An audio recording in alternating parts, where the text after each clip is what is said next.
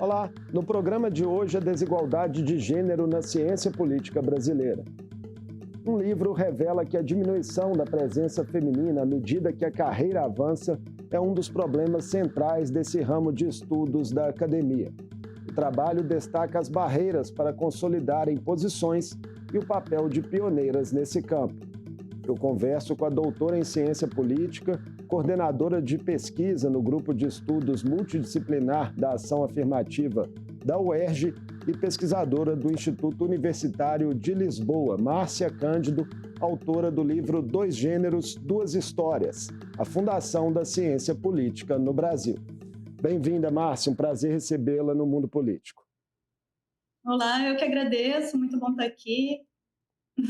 Márcia, a ciência política brasileira, já tem aí mais de 50 anos de consolidação nas universidades.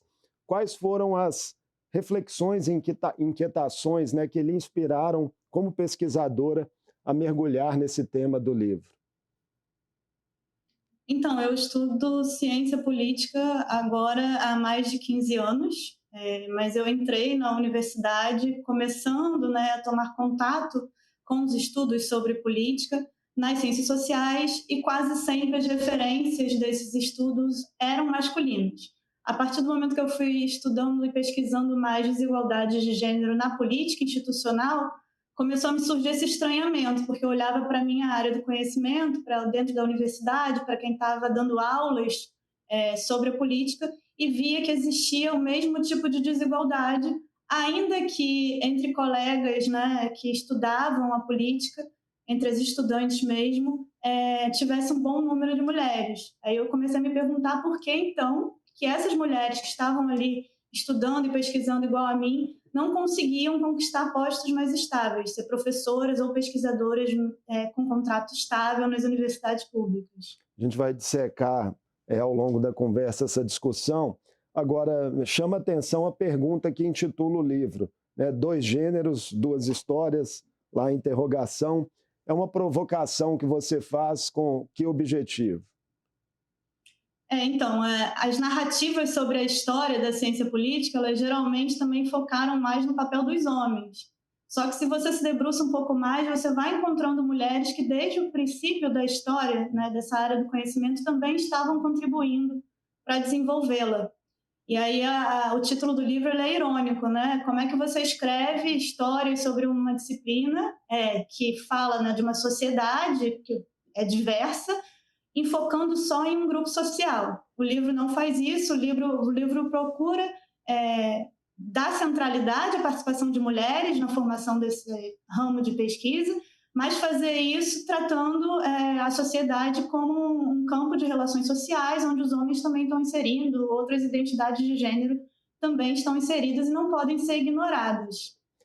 A realidade brasileira, e do sul global de assimetrias de gênero nessa área do conhecimento, elas são similares às do norte global? São, infelizmente, as desigualdades na ciência política são um problema global e não são um problema específico da ciência política, são um problema que diz respeito à ciência como um todo.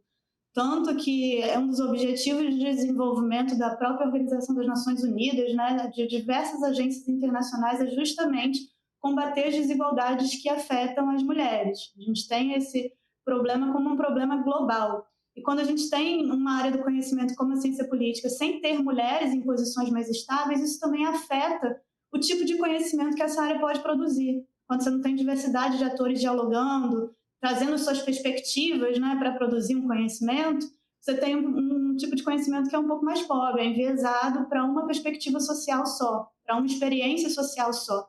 Isso traz problemas para a sociedade como um todo, para as políticas públicas que a gente cria, para todas as dinâmicas que a gente experiencia. Essa é uma perspectiva importante, porque a representação ela tem impactos na própria produção de conteúdo, impactos diretos.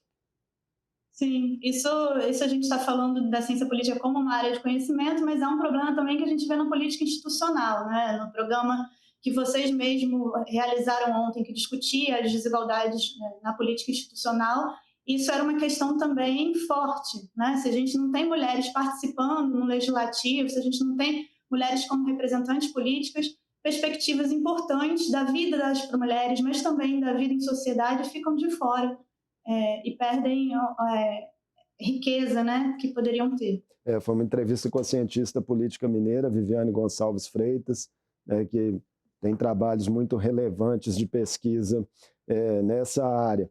Então, Márcia, você também dedica, né, boa parte do livro a destacar ali o papel de fundadores dessa disciplina acadêmica, né, mais especificamente das fundadoras, né, as mulheres com uma contribuição muito importante. Por que, né, reconhecer esse trabalho feminino nessa gênese é essencial? Então, o livro ele tem como resultado apresentar dois problemas principais na ciência política. O primeiro, você já ressaltou no começo da entrevista, que é justamente a gente ter um problema para assegurar que as mulheres que se formam consigam carreiras estáveis, né? O que chamam hoje em dia de teto de vidro, que é um impedimento invisível que dificulta a progressão das mulheres em carreiras científicas e em carreiras no geral no mercado de trabalho. No caso da ciência política, a gente tem um contingente relativamente alto de mulheres que se formam em mestrado, em doutorado, ou seja, passam muito tempo trabalhando e estudando para depois não conseguirem um posto estável na academia.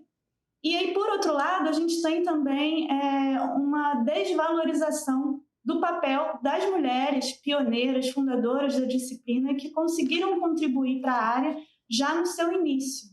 E essa desvalorização, esse apagamento dessas figuras de mulheres, ele é negativo porque ele também tira, né, dos próprios estudantes e da própria comunidade científica, da sociedade como um todo, referências também femininas que podem estimular outras mulheres a seguir para esse campo de estudo, referências que também podem mudar aquele padrão da imagem do cientista que a gente tem, que também é muito comum para a ciência política, que é um homem branco, o que não é necessariamente verdade, né? Todos os grupos sociais podem exercer esse tipo de carreira, assim como todas as outras. O que a gente precisa é de maior diversidade, maior inclusão nelas. Quais eram os principais sintomas aí desse apagamento que você descreve, né, em relação às fundadoras? É justamente essa falta de referencial. Eu, na graduação, passei muito tempo sem ler uma autora mulher em textos clássicos de teoria política, então boa parte do conhecimento que eu lia sobre a fundação, né, da política vinha acoplado, inclusive, a estereótipos em relação às mulheres. Então, boa parte dos clássicos que a gente obrigatoriamente lê na graduação falam, né, escreviam em seus determinados séculos, mas falam em seus determinados contextos que as mulheres não tinham razão para adentrar o mundo político, em uma época em que as mulheres não tinham direitos políticos, não tinham direito ao voto, mal podiam se divorciar, enfim, eram dependentes dos homens economicamente. São obras que geralmente retratam as mulheres a partir de um ponto de vista subalterno. E aí, nessa mesma época dos clássicos, ainda que em minoria, existiam também já mulheres produzindo e mulheres justamente contestando esse cenário de desigualdade, dizendo que sim, as mulheres também eram capazes de racionalidade, mas o problema estava na sociedade em não garantir educação às mulheres e não garantir formas de acesso a elas, a esses campos que os homens dominavam. Uma autora que fala muito isso é Mary Wollstonecraft, que é uma autora clássica, que é pouquíssimo lida nos cursos de graduação em ciência política, enquanto a gente lê vários outros autores que retratam as mulheres de uma maneira mais negativa. E aí, quando a gente pontua isso, não é para falar que esses autores não têm que ser lidos. Eles têm que ser lidos, sim, eles têm a sua importância de diversas maneiras para o pensamento político moderno, para a fundação do que a gente entende, né, como política, como forma de governo e tudo mais, mas a gente não pode ficar ignorando o outro lado, senão a gente passa uma percepção equivocada, inclusive da história, para as mulheres e para todos os demais estudantes que estão aprendendo, né, começando a aprender sobre política. No livro você usa até um termo, né, mães fundadoras, ali para se referir, né, a pessoas, né, mulheres que contribuíram significativamente para a profissionalização da disciplina no país. O que mais chama atenção, né, na trajetória e no legado dessas profissionais em específico? Então, o que a pesquisa foi me mostrando e que acabou me surpreendendo também, porque quando eu comecei o estudo, eu imaginava que eu ia encontrar coisas que ninguém tinha visto. Mas o que os resultados me mostraram foi um diagnóstico ainda pior, porque a gente teve mulheres, né, no Brasil participando da fundação da disciplina. Isso não ocorreu em todos os países, então é uma coisa para valorizar na história da ciência política aqui no país. E essas mulheres não só participaram desse período fundacional da disciplina, como, se você olha indicadores específicos de avaliação científica, elas inclusive têm resultados melhores que o dos homens. Então, você tem aí uma professora chamada Maria Regina Soares de Lima, que foi a professora que mais orientou estudantes na história da ciência política.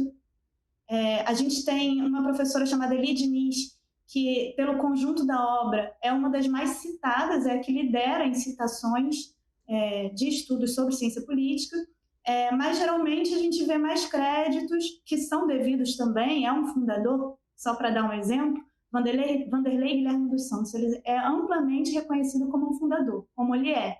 Mas a Elie Diniz tem tantas citações quanto ele e não necessariamente é referenciada dessa forma.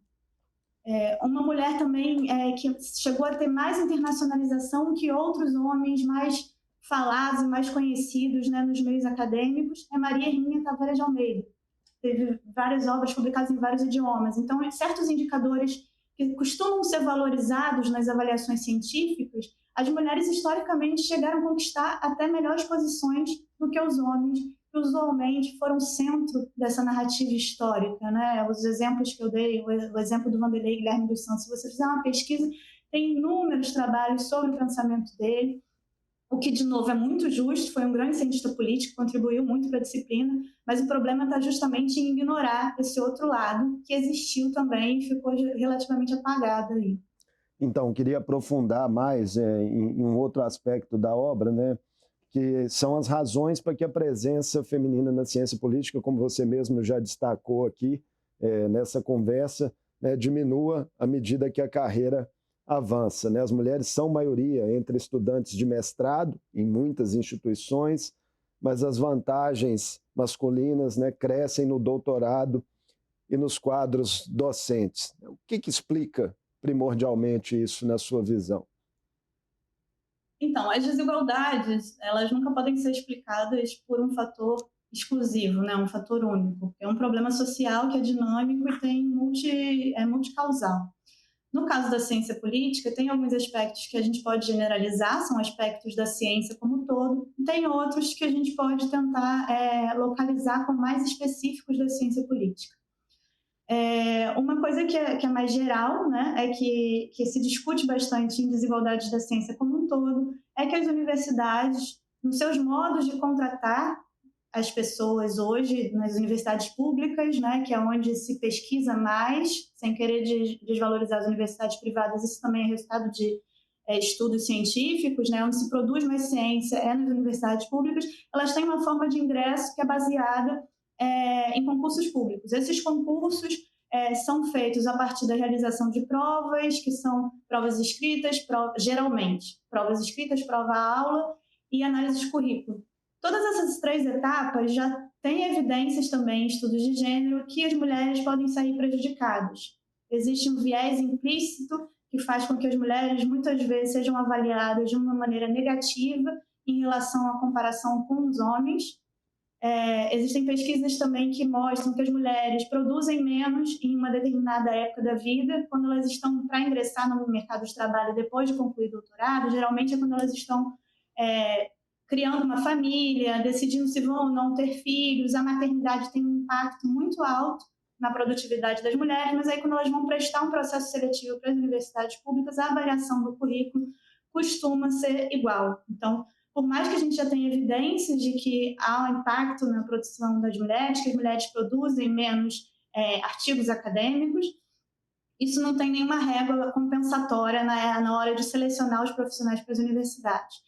Para além desse problema que é mais geral, a gente também tem uma questão que é chamada de ambientes hostis, né, que são ambientes geralmente dominados por homens. Então, pesquisas que se voltam mais especificamente para a ciência política têm descrito que, como geralmente os homens dominam nas posições de docência, a criação de redes, o desenvolvimento profissional de mulheres fica prejudicado, porque elas estão mais sujeitas a posições de assédio, estão mais sujeitas a não terem suas áreas temáticas geralmente mais frequentes, respeitados. Se você olhar para o campo de gênero e política na ciência política, é um campo dominado por mulheres. Se você tem nas universidades majoritariamente homens que não estão interessados nessa agenda de pesquisa, tem um problema aí de coordenação, né? O papel que um orientador pode exercer na sua vida em produtividade, para você publicar artigos e tudo, fica um pouco conturbado.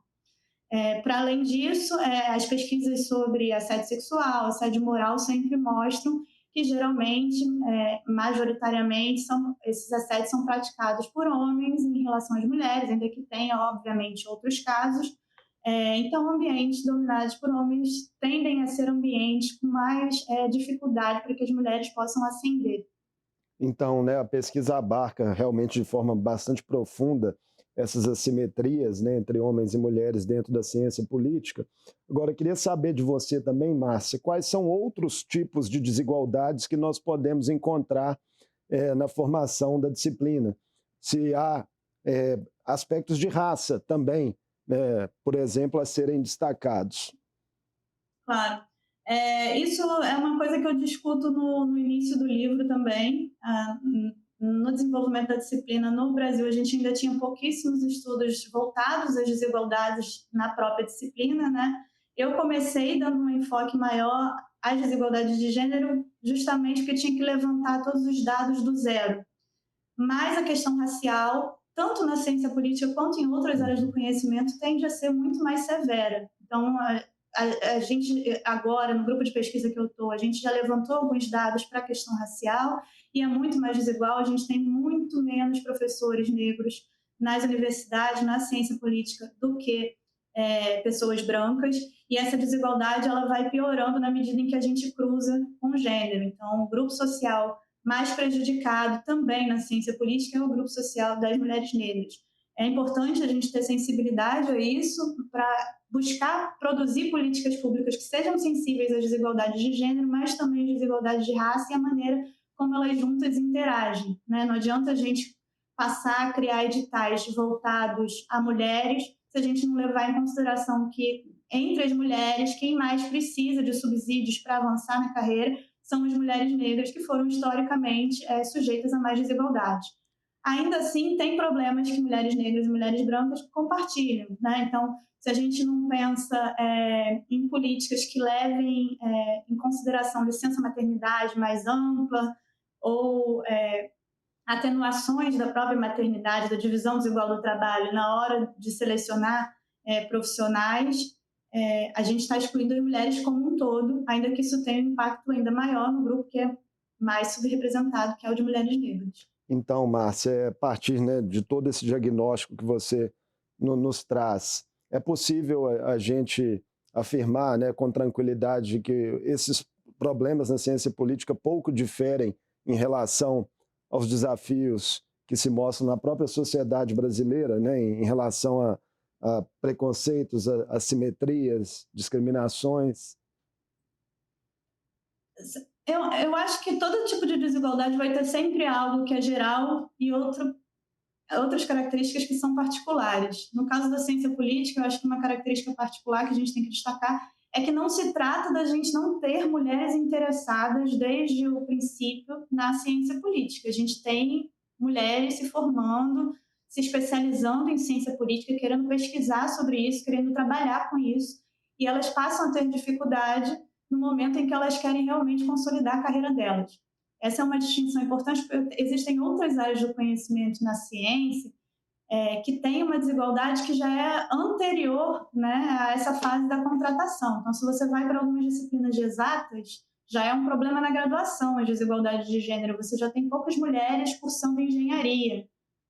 Para dar um exemplo, física, química já tem um percentual maior de mulheres, mas é um problema diferenciado do que o que a ciência política tem. A ciência política tem um problema em abraçar os seus quadros profissionais que estão se formando.